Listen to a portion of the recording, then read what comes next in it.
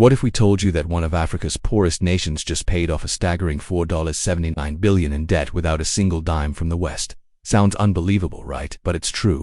Burkina Faso is flipping the script and sending a clear message. We don't need you, West. This little-known nation is setting an example for the rest of the continent, showing the world how to break free from the chains of Western financial aid. So, here's the real question. Why are we still buying into the myth that Africa can't stand on its own 2 feet? The West insists that Africa is too dependent, too unstable, too underdeveloped. But Burkina Faso is proving them wrong.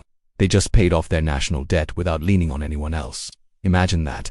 A country often dismissed as one of the poorest in Africa, taking charge of its financial future and doing it entirely on its own terms. How? Let's find out.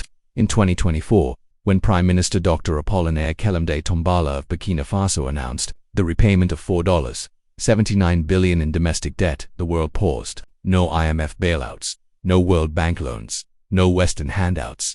It was a moment of financial defiance, a bold declaration that Burkina Faso was no longer playing by the rules of the international financial system. They didn't buy into the narrative that Africa's poorest nations must forever depend on foreign aid.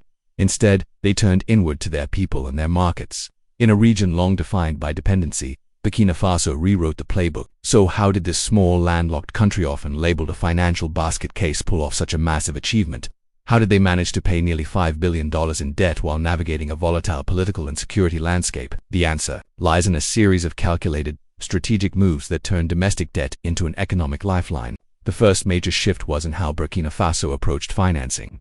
Rather than seeking foreign loans or Western aid, the government looked inward. They issued bonds to local investors, businesses, banks, and individuals who had begun to trust the leadership and its economic vision. At first glance, this may seem counterintuitive for a country dealing with economic hardship and insurgent threats, but Burkina Faso's leadership